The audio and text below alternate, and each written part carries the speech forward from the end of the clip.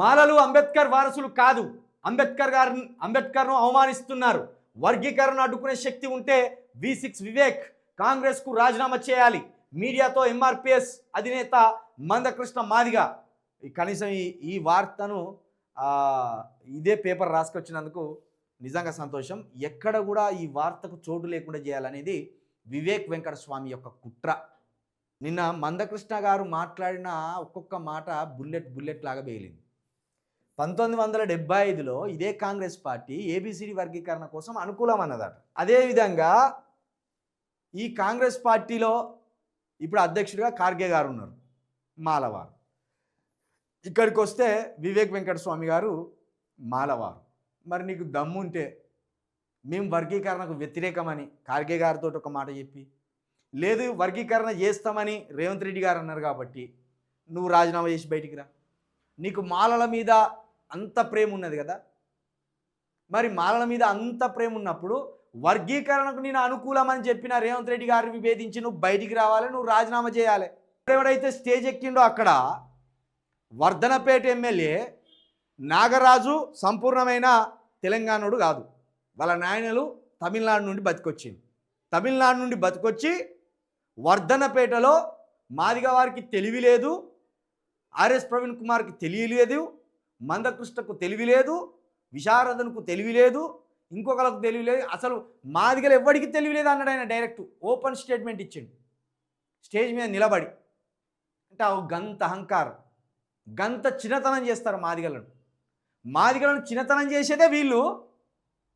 మళ్ళీ వీళ్ళు ఏమంటారు, మాదిగలు పుల్లలు పెడతాను రిజర్వేషన్ విషయం. అసలు రిజర్వేషన్లు ఎందుకు వద్దో చెప్పుర్రి. ABCD వర్గీకరణ రిజర్వేషన్ ఎందుకు వద్దు, దాంట్లో ఏం తప్పు ఉన్నది, దానివల్ల మీకు కలిగే నష్టమేంది, అది వివరించాలి మీరు. అది వివరించకుండా వ్యక్తిగత విద్వేషంతో మాట్లాడుతున్నారు, వ్యక్తిగతమైన నిందలేస్తున్నారు.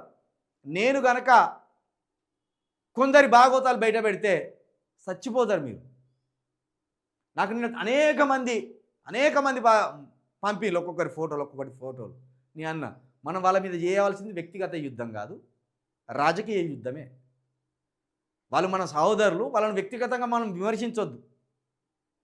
ఒక్కొక్కరికి ఒక రకమైన అలవాటు ఉంటుంది. మనం ఆ కోణాన్ని తీసి వీళ్ళు ఇంత నీచులని చూపెట్టవలసిన అవసరం లేదు. అలాంటి వాటిని నేను ప్రోత్సహించాను, అలాంటి వాటి జోలికి కూడా పోనని చెప్పిన.